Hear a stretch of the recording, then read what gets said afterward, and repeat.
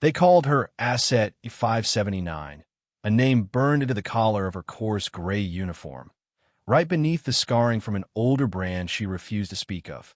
She stepped from the transport shuttle into the fluorescent glare of the docking bay, her movements guarded, her violet skin catching the harsh light in a way that highlighted every contour of tension beneath her stoic facade. The station was identified by a simple mark on the wall, E07. It was small by most standards, old enough that the automated voice welcoming her sounded tinny and distorted. No one else seemed to notice or care. She was alone at first, her footsteps echoing on the metal floor. Earth Command soldiers flanked her from behind, refusing to draw any closer than necessary, for everyone knew what an Aeonic was capable of, or at least what the stories claimed: superior reflexes, heightened perception, raw strength that could rival 3 human soldiers if cornered. Asset 579 felt the familiar stares, as if they were physical weights pressing between her shoulder blades. She held her head high and did not slow her pace. At the end of the corridor stood a single figure dressed in a simple utility suit. He was tall, broad-shouldered, with dark hair flecked by silver at the temples. His sleeves were rolled up to his elbows, revealing forearms faintly smudged with grease and dust, as though he had been elbow-deep in machinery not long ago. The name on his ID tag read Elias Ronan, though she had already heard that name whispered as someone tolerated by Earth Command rather than respected. Behind him, another soldier, an officer with a clipped uniform and a sneer etched across his mouth, spoke first. "Your trophy, Doctor," he said, gesturing dismissively at her. "Congratulations." Ronan's gaze flicked over her. For a second, his eyes shifted with a quiet intensity that she could not interpret. He didn't smile, and he didn't sneer. If anything, he looked weary. The soldier seemed to enjoy the discomfort in the air. Asset 579 stared back, refusing to lower her eyes. She had resolved not to cower, no matter what they did to her. "What am I supposed to do with a living being?" Ronan asked, his voice dry. The soldier laughed. "Not my concern, sir. Earth Command says you're a hero, so you get a hero's prize. If you find that distasteful, take it up with them. I'm sure your reward can be reallocated to someone else, though I doubt Command will be pleased." Ronan's jaw tightened. For a moment, the corridors seemed to shrink as tension swelled, pressing everyone closer together. Then he exhaled slowly and turned slightly, indicating the path behind him. "Fine, I'll deal with it." The soldier gave a curt nod, cast the Aeonic woman a final cold smirk, then spun on his heel and left, taking the others with him. In the silence that followed, she squared her shoulders. She expected Ronan to snap an order, to command her as property. Instead, he merely gestured for her to follow. The station's corridors were as lifeless as the docking bay, all subdued lighting and blank steel surfaces.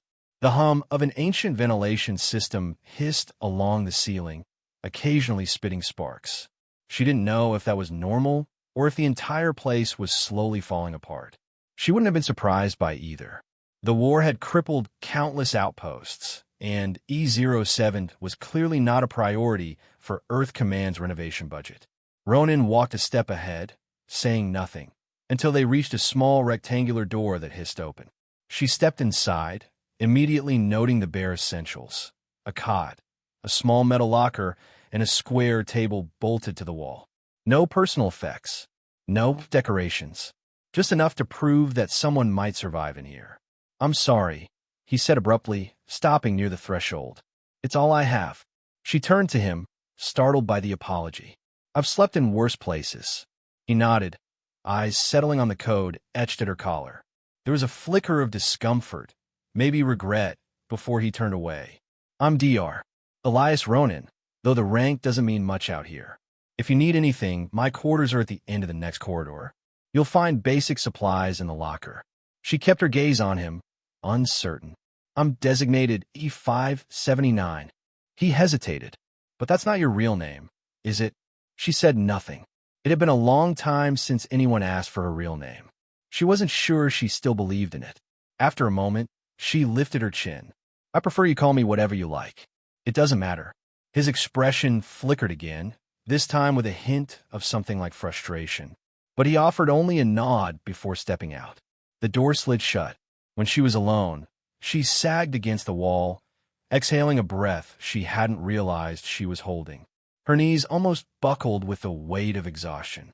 Between the war and the transport and now, this assignment, her world felt like it was spinning off axis. Yet she couldn't let that show. She couldn't give them a reason to see her as weak. She explored the tiny space, finding a simple sink unit and a battered mirror. Her reflection stared back, skin tinted violet, eyes large and dark. Her hair fell in long black waves, tangling at the ends. She couldn't remember the last time she'd had the luxury of properly washing and combing it. Her mind drifted to a time before the war, back on her homeworld, where the lilac-hued sky matched her skin and the wind smelled of sweet desert blossoms.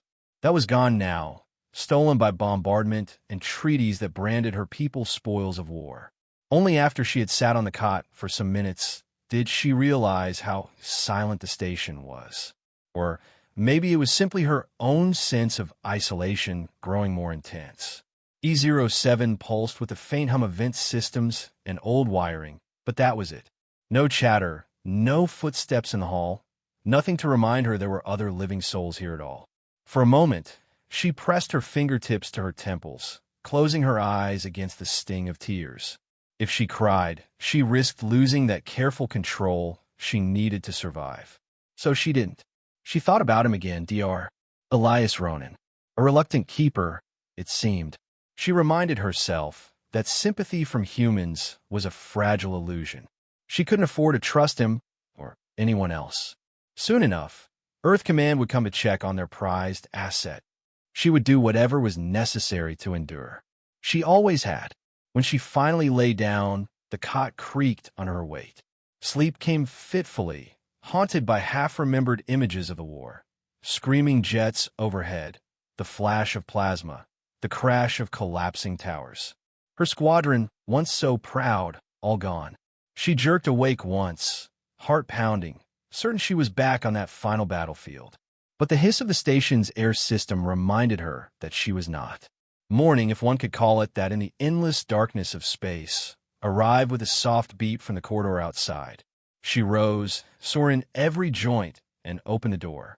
Ronan was there, standing with a tray that carried packaged rations and a canister of water. "We have to ration supplies carefully," he said quietly, "but you're entitled to a daily allotment." She accepted the tray, uncertain how to respond. He didn't push conversation. The lines etched around his eyes made him seem older than he probably was, as though the weight of his own regrets had carved those marks into his face. She retreated back into her room, balancing the tray with more grace than she felt. The door shut, leaving her alone once again. She studied the ration packets, identical bars of nutrients designed to keep someone alive, no matter how unpalatable they were. Another day of mere survival. She snorted bitterly. At least she was used to it. While chewing, she forced herself to look around for any structural weaknesses. She didn't trust this place. She wanted to understand how everything fit together in case she needed to escape. It wasn't so different from the military bunkers she had trained in. Every inch of steel, every flickering light, might hold a clue to an exit path.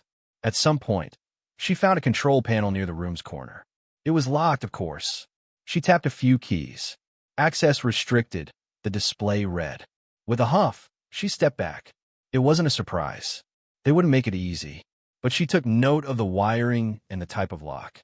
A little knowledge could go a long way. Sometime later, an alarm blared through the corridors. Immediately, her training took over. She sprang to her feet, tension coiling in her muscles. When she peered in the hallway, she saw Ronan rushing past, arms full of spare parts. He paused upon noticing her. "Power relays overloading in the engine bay," he explained, sure breath. "If I don't fix it, we'll lose gravity and life support in half the station." She hesitated only a moment, then ran after him. They navigated the flickering lights and twisting halls until they reached a narrow chamber that stank of burning insulation. Cables snaked along the walls, some sparking violently. Ronan cursed under his breath, dropping to his knees to pry open a service panel. Damn it! The main circuit's melted. Smoke curled from the wiring. She scanned the area for anything that might help. Her eyes landed on a spool of emergency cable and a small canister of sealant foam. That spool, give it to me. She gestured sharply. He didn't protest, only handed it over and watched as she knelt beside him, hooking the spool's end into the damaged channel. She moved with swift precision, fingers deftly splicing a bypass route that might keep the station's critical systems powered. Ronan jumped in to hold wires aside and connect clamps. It was an awkward dance in cramped quarters, their heads nearly bumping as they maneuvered around each other. The heat from the failing circuit singed the air, sweat gathering on both their brows. That should do it, she muttered, flicking a final switch. The alarm continued to wail for a few seconds longer before sputtering out, replaced by a low, constant hum. Ronan exhaled in relief. Nice work. We averted what could have been a total meltdown. She shrugged, trying to downplay it. I was trained for situations like this. The Aeonics had advanced ships once. He eyed her, a flicker of curiosity in his gaze. You were a pilot, weren't you? She stiffened.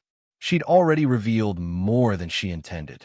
War pilots were among the most skilled and dangerous Aeonics, and that was the exact sort of detail that might increase her value, or her risk.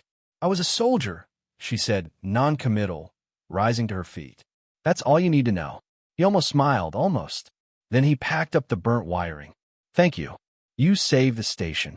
I didn't do it for you, she answered, but her tone lacked venom. If the station blows, we all die. Still, I appreciate your help. He motioned for her to follow him back. The route was quieter now, the overhead lights fully restored. She kept her eyes down, focusing on the rhythmic clang of her boots. She hated how exposed she felt in these close corridors. At length, he asked softly, Did you lose people in the war? She whipped her head toward him. What do you think? He didn't press further. They walked the rest of the way in heavy silence. Outside her quarters, he stopped and seemed unsure if he should say more. She stood there, arms folded, expecting him to dismiss her. Instead, he said, You're allowed to go where you like on the station, within reason. There's not much to see, but I won't lock your door. She frowned. Why? His gaze shifted, as if trying to piece together the right words. Because, despite everything, I don't believe in caging a person. Then he turned and walked away. She stared after him for a long moment, heart thudding, uncertain whether to consider that kindness or a new threat. Either way, she needed to keep her guard up. In the following days, the station hummed with a tense quiet. She ventured out intermittently, mapping corridors and supply closets in her mind.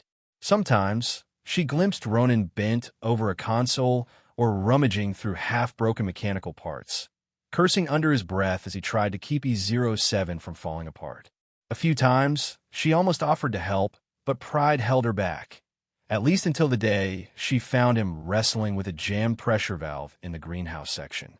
The greenhouse, if it could be called that, was a cramped chamber housing rows of wilted hydroponic plants.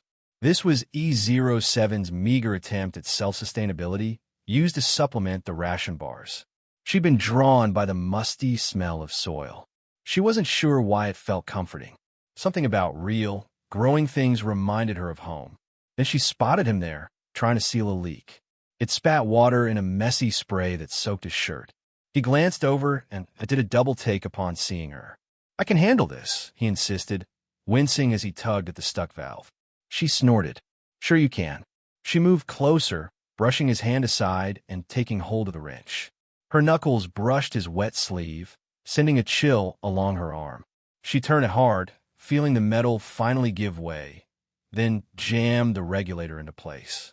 The leak sputtered, then stopped. Thanks, he mumbled, wiping water from his forehead. She didn't respond, just eyed the limp lettuce and shriveled tomatoes. You call this a greenhouse? These plants are dying. He grimaced. Our station's system is decades old. The nutrient feed is inconsistent. We do what we can. For a moment, neither of them spoke. Then, quietly, she said, My people believed that a living plant symbolized hope. Growing something was sacred. We used to have entire floating gardens in our skyships. He looked at her, genuinely curious. Skyships. She pressed her lips together. She'd revealed more than she intended again. Yes, once. Ronan studied her expression. Then he nodded, as if acknowledging a fragile treaty between them. Well, he said gently, maybe these can be saved if we figure out a better ratio for the nutrient solution. The station's main caretaker left months ago, so I've just been winging it. She sighed. Give me some data on your water distribution, pH levels, and the feed lines, and I'll see what I can do. His eyebrows rose. Are you offering to help? She shrugged. I'm stuck here. Might as well do something useful. That was how it began. Small gestures of cooperation in the gloom of E07. She spent time in the greenhouse, recalibrating feed ratios and adjusting temperature controls, effectively resurrecting some of the plants. Meanwhile, Ronan worked on reinforcing the battered engines and life support systems. They crossed paths more often. Sometimes, they traded single-sentence remarks about the station's conditions. Other times, a lull of awkward silence settled between them. Then, a catastrophic power spike rattled the entire outpost. Wires snapped, and for a terrifying minute, the emergency lights flickered out, leaving them in total darkness. ISA heard alarms shrieking from some distant part of E07. She grabbed a portable flashlight and tore through the corridor, following the sound of Ronan's voice calling for assistance. She found him pinned under a collapsed conduit pipe, sparks spitting from the console above him. The smell of burnt plastic hung thick. Without thinking, she rushed over and braced herself against the bent metal, pushing with all the strength in her arms and shoulders. He managed to drag his legs free, wincing in pain, and once he was clear, she let the pipe fall with a clang. Thanks, he gasped. I thought that was it for me. She had his pant leg, torn and stained with blood. Let's get you to a med kit, she said, ignoring the squeal of warning sirens. He nodded, grimacing with each step. Together, they hobbled through the flickering corridor until they reached the makeshift infirmary, a cramped closet with basic medical supplies. ISA found disinfectant, bandages, and a handheld scanner. She pointed to a metal stool. Seat. He sank onto it. She knelt, carefully inspecting the wound. With swift efficiency, she disinfected the gash, pressed a bandage in place, then rolled gauze around his thigh, tying it off. He sucked in a sharp breath. You've done this before, he noted through gritted teeth. She didn't meet his eyes. We had field medic training. When she finally did glance up, she found him studying her. The overhead emergency light cast stark shadows across his features. He looked older than he had moments before, as if each crisis chipped away at his resilience. I never wanted any of this, he murmured. I was told we'd develop new technology to end conflicts quickly, to spare lives. Instead, my invention led to targeted strikes that did the opposite. She paused, letting the bandage tape press into place. What invention? He inhaled slowly. An algorithm that coordinated multiple warheads for precision attacks. They used it on your people, hitting strategic points like your skyships. Her stomach twisted in revulsion, but not exactly surprise. She had lived the result. You created the system that grounded us. He closed his eyes. Yes. A painful silence wrapped around them. He feared her anger, but she said nothing at first. Then, her voice low, she admitted, I piloted one of those ships right before it fell. The tension in her tone told him that many of her friends, her comrades, had died that day. I'm sorry, he said, voice trembling with remorse. She stood abruptly. Then do better. If you truly regret it, find a way to stop them from doing it again. He didn't get a chance to reply. The station's backup generator clanked and hummed. The lights wavered, and the alarms abruptly cut out. A second later, an overhead voice crackled with static. Main system stabilized. All personnel, stand down from emergency status. E07, battered and bruised, had survived once again. They parted ways soon after, him to rest his injured leg, her to check on structural damage near the greenhouse. But neither could erase the echo of that conversation. She had been face to face with the man whose invention destroyed her world, and yet he was the only one who had shown her even a shred of compassion since the war ended. The complexity of that realization weighed heavily on her mind. Days passed in a fragile stalemate.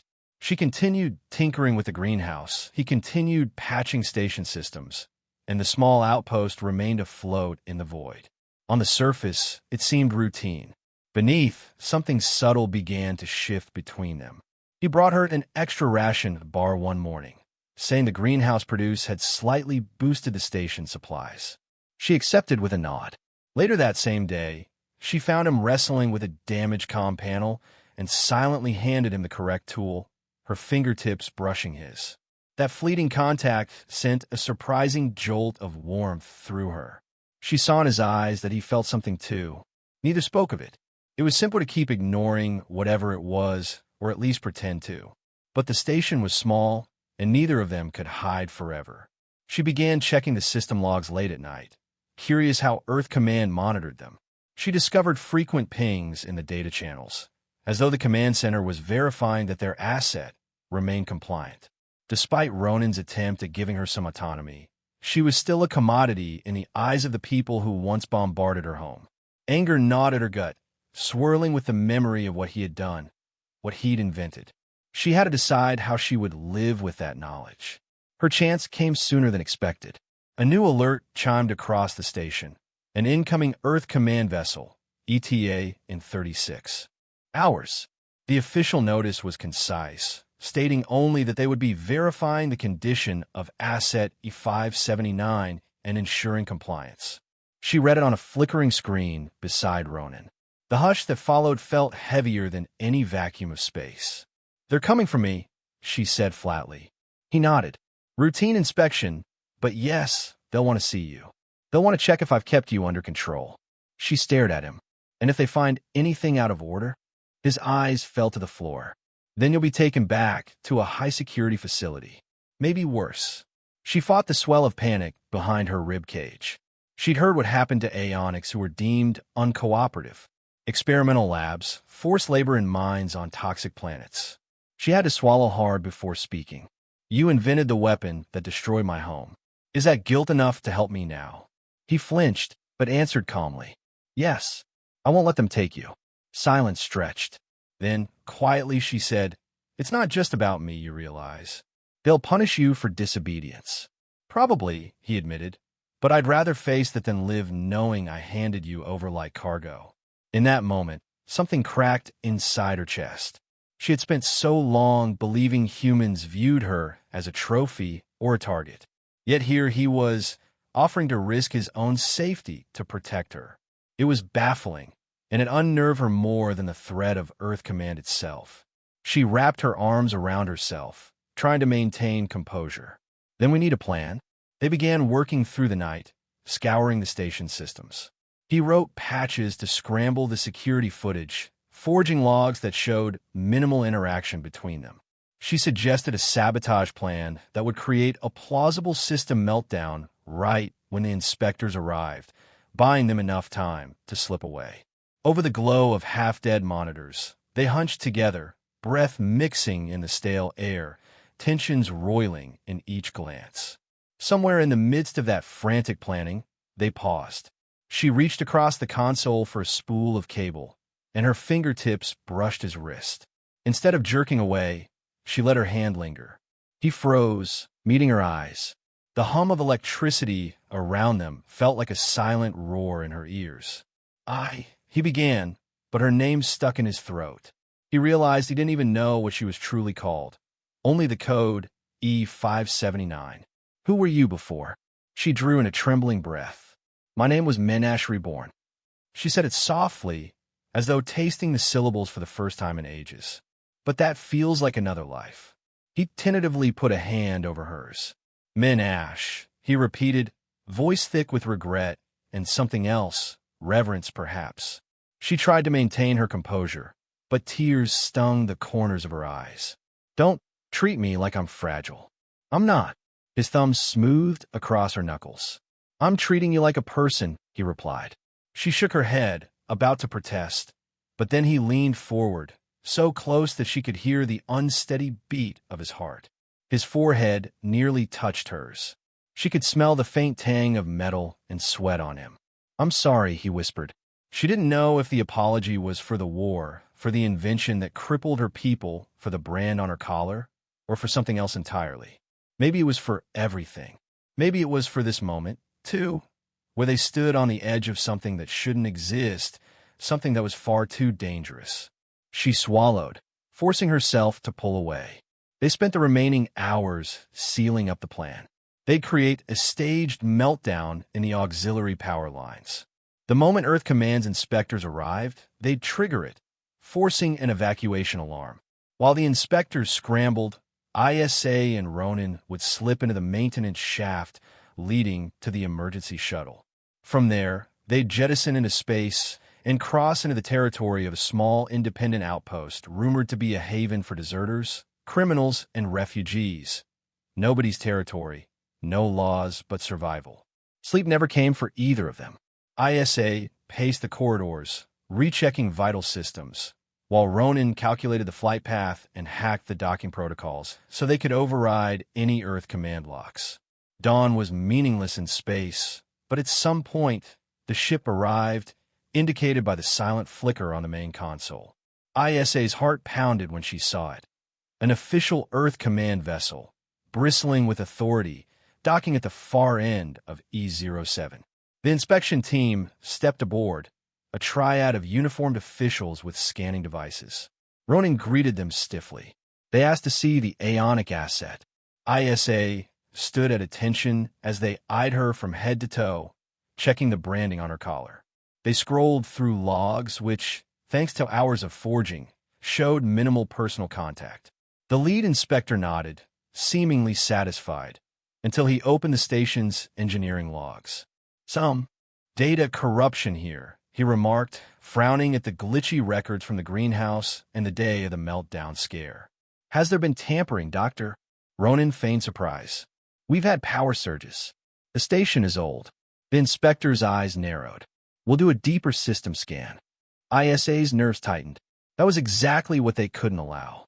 She exchanged a glance with Ronan, who gave an almost imperceptible nod. He edged away from them, hand hovering near the comm panel, and discreetly keyed in the meltdown sequence. A second later, the station lights flickered ominously. Sparks erupted down the corridor.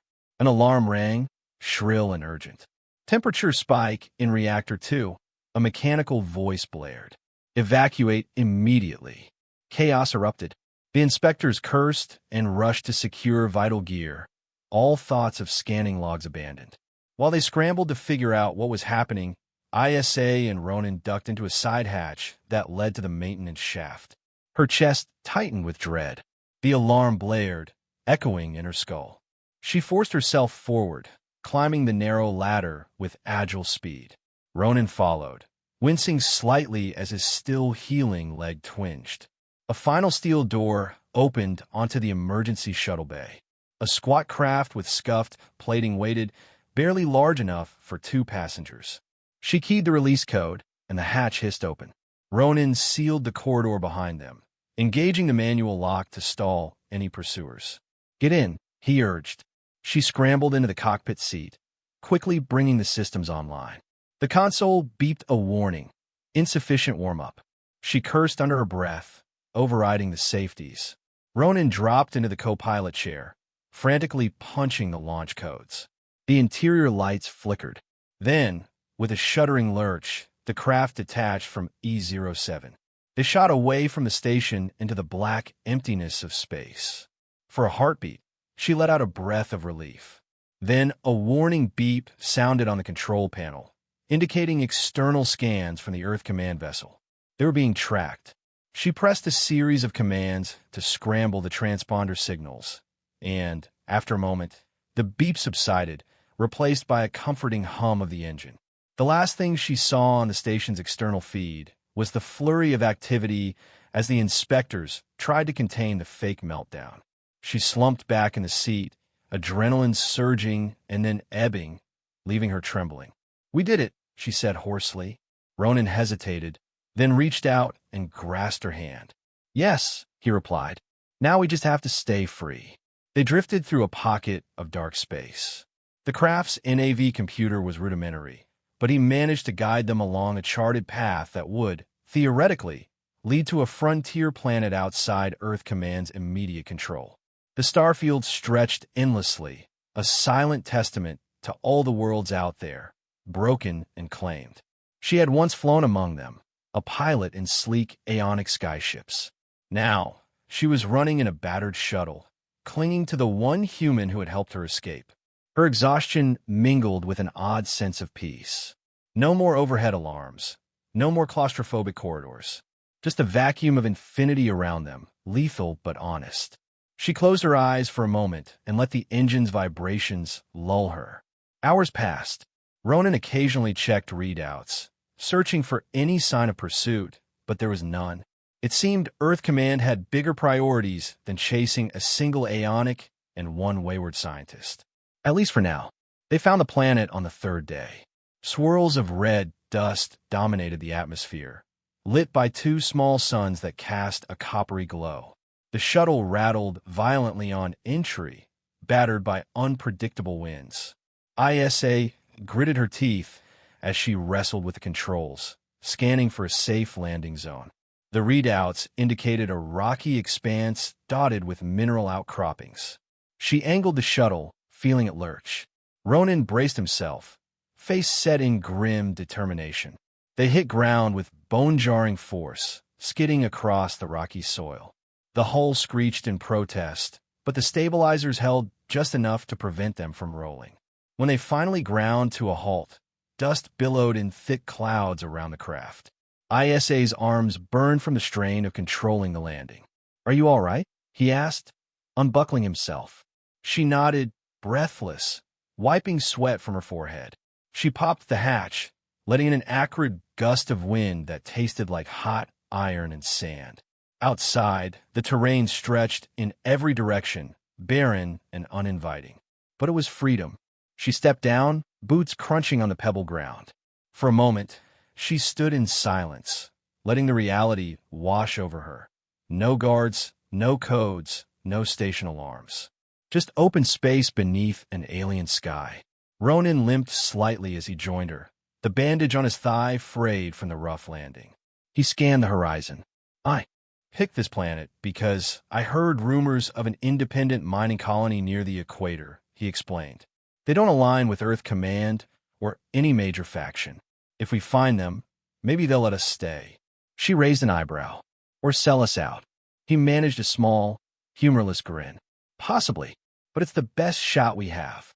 They loaded what supplies they could carry into small packs, ration bars, a portable generator, tools.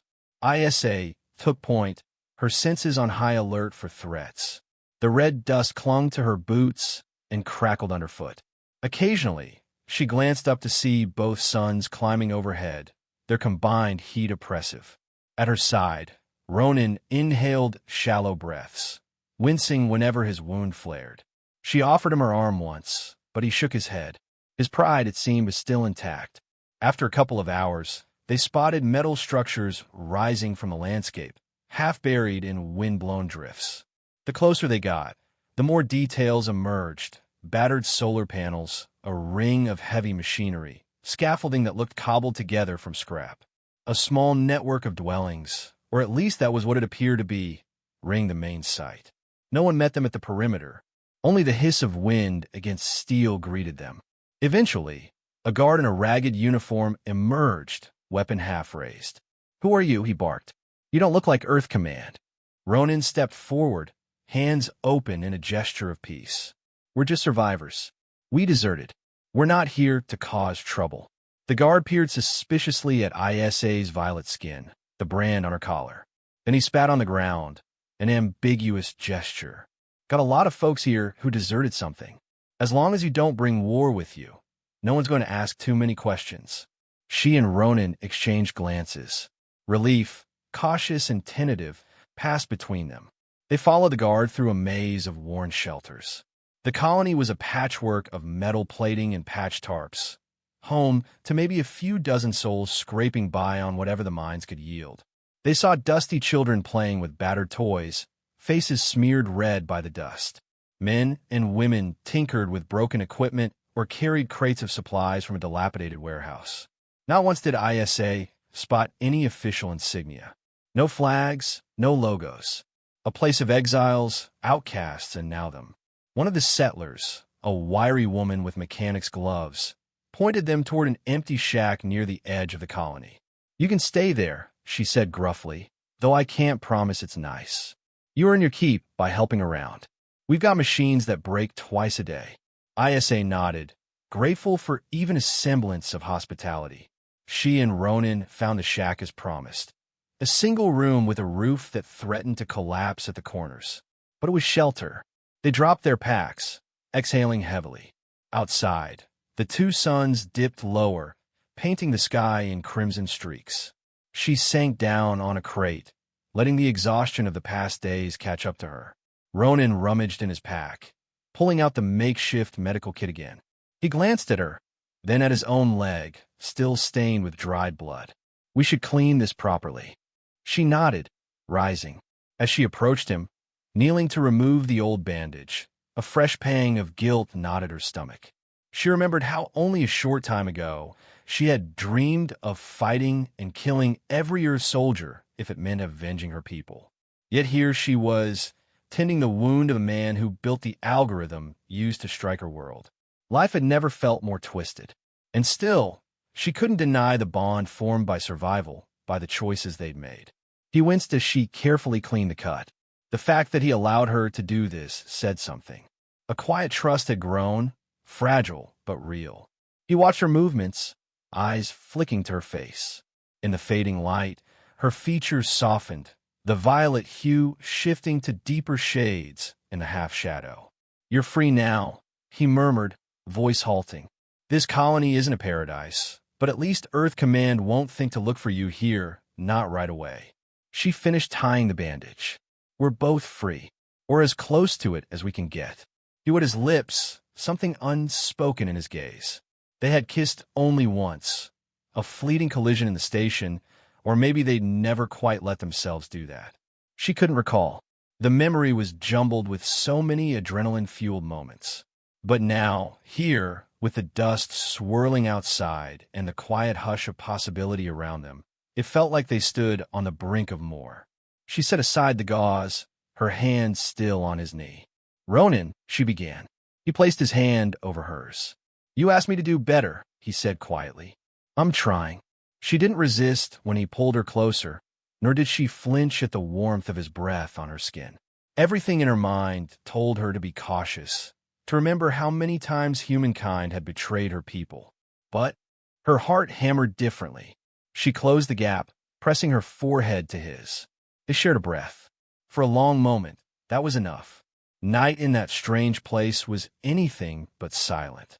Gusts of wind battered the flimsy walls, shaking them with eerie moans. Occasionally, distant booms echoed, perhaps from the mining operations or a dust storm. They stayed awake, huddled together, each lost in thoughts of what the future might hold. When sleep finally came, it was uneasy, but at least they had each other's warmth. Morning revealed the colony's rhythms in more detail. Workers emerged before the suns reached their peak, hauling equipment or trooping off to the mines. The local engineer, an older man with pitted goggles, snorted at the broken ventilation unit outside their shack. "If you two know anything about wiring, you can fix it yourselves. We don't have enough hands to keep up with every meltdown." Ronan, leaning on a makeshift cane for balance, nodded. "We'll see what we can do." ISA looked around, noticing that the settlement was rife with jerry-rigged tech from all sorts of origins. She recognized pieces of Earth Command gear, Aeonic components, and even older scraps from other unknown sources. "This place," she muttered under her breath, "it's like a junkyard that's somehow still functioning." Ronan shrugged. "Functioning is all that matters out here. Let's see if we can make ourselves useful." Over the next few days, they repaired and reinforced broken turbines, rewired half-burnt generator cables, and patched up leaks in the water filtration system. In return, The colonists offered them basic supplies, a share of the meager food from the hydroponic greenhouse, and a corner of acceptance. Gradually, the wary looks they had drawn at first began to ease. It helped that no one from Earth Command showed up demanding them. Late one evening, while ISA was replacing a fuse in the communal power hub, a small voice spoke behind her.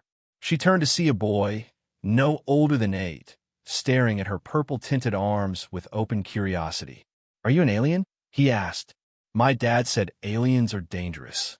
She swallowed, uncertain how to respond. "We can be," she said carefully, "but so can humans." He blinked, taking that in, then offered her a battered piece of dried fruit. Hesitant, she accepted it, biting back an unexpected lump in her throat. The child's innocence reminded her of a younger sibling she once had, a memory that cut deep. She ate the fruit in silence after he scampered off, tears burning in her eyes. That night, she told Ronan about her family, about the day she'd seen the skyships fall from the vantage point of her own cockpit. She had survived the crash, crawling from the wreckage only to witness her city in flames. The war ended soon after, leaving her and the remnants of her people as spoils. He held her while she spoke, letting her words tremble in the darkness. She felt him shudder at her descriptions of the devastation, his invention made real. They grew closer. Each day, they woke in that shack, worked for the colony, then retreated to the nights that belonged to them alone. In that corner of existence, free from prying eyes, they discovered a cautious kind of love. He'd stroke her hair, murmuring that it reminded him of the black, starry void outside. She'd let him hold her, feeling safe in a way she'd almost forgotten possible. Sometimes they'd lie awake, imagining what lay beyond this dusty planet, 1,000 different star systems they might explore if they ever mustered the means. But freedom in a lawless territory came with its own risks. Occasionally, rumors trickled in from new arrivals. Earth Command patrol ships had been spotted near certain trade routes. A heavily armed warship prowled the sector. Did it concern them? Hard to say. They carried no official bounty. Not yet. But that might change if Earth Command decided to track down their missing asset and disloyal scientist. ISA found herself scanning the sky frequently, watching for any sign of trouble. In her restless heart, she knew nothing remained simple. She told Ronan that if the day came, she would run again, and she wouldn't ask him to follow. He simply replied, "We run together or not at all." A month passed. They helped the colony fix a major meltdown in the ore processing unit, narrowly preventing a lethal explosion. The settlement leaders invited them to share a meal, an almost celebratory event where the entire community gathered around a hodgepodge of tables outside. Dust-laden music crackled from an ancient speaker. Children chased each other between the structures.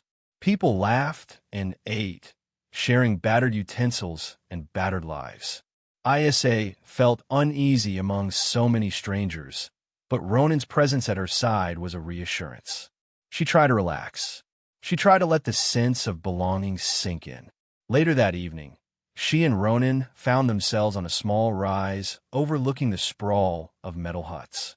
The double suns had set, leaving the sky a deep purple bruise dotted with unfamiliar stars. The colony glowed with a few flickering lamps. Far off, lightning flashed in the clouds, illuminating the dusty horizon. Ronan was silent for a while. Then he turned to her, his eyes reflecting that faint starlight. "I think about what I did," he said. "What I created. I can't take it back. But maybe I can spend the rest of my life trying to do the opposite, trying to build instead of destroy." She reached up and placed a hand against his cheek. "You already started." He swallowed hard, leaning into her touch. "What about you? You lost everything. Are you going to be okay here?" "I don't know," she admitted. "But it's better than a cell. Better than belonging to someone else. At least now, I can decide my own fate." A breeze kicked up, swirling the red dust around them. She shivered slightly, and he wrapped an arm around her shoulders. The gesture felt natural, intimate without demand. She closed her eyes, breathing in the faint metallic tang of this broken world, mingled with the warmth of his skin. They stayed that way for a long time, letting the wind blow through their hair. When she opened her eyes, she saw the horizon shift in a flicker of distant lightning, stark and raw against the dark. This place was harsh, unyielding, yet felt more like home than anywhere else had in years. Maybe she was learning that home could be the person beside her. A few more days rolled by. The colony's daily toil was routine, fixing what broke, gathering enough water to get by, scanning for signs of supply caravans. One morning, a battered cargo hauler touched down, bringing a handful of travelers in search of salvage. They spoke of an Earth Command cruiser passing within a few parsecs, though they seemed unsure of its mission. Fear skittered through the settlement. Some hid. Others went about their tasks, resigned. Isaac tried not to let it rattle her, but it did. Ronan found her later, crouched by the greenhouse pumps. He could see the tension in the set of her shoulders. "We'll leave if we have to," he murmured. She nodded, eyes fixed on the swirling water in the tank. "I know, but I'm tired of running." He brushed a strand of hair from her face. "Me too." Their moment was interrupted by the older mechanic from before, the one with the goggles. He cleared his throat awkwardly. "I know you two have been a big help. If things go south and you need somewhere to hide, we can rig up something in the caves beyond the ridge. Just don't bring a firefight down on us." Isa glanced at Ronan, touched by the offer. "Thank you," she said, voice quiet. The man shrugged and wandered off, leaving them to the hush of the greenhouse. They exchanged relieved smiles. Perhaps they had found a place that accepted them more than they ever expected. That evening, they returned to their shack. The wind battered the walls again, but it felt oddly comforting. They shared a meal of rehydrated vegetables from the greenhouse. It wasn't delicious, but it was real, and they had grown it themselves. As they ate, they talked about small things, adjustments they could make to the solar panels, potential improvements to the water filtration. She teased him for his stubborn limp, calling him a heroic idiot for not resting. He teased her for being a better mechanic than pilot. Neither mention of the war carried bitterness. It felt like they were forging a new language, built from the scraps of old wounds. After dinner, Ronan retrieved a small object from his pack, a circular emblem with an Aeonic sigil etched in swirling script.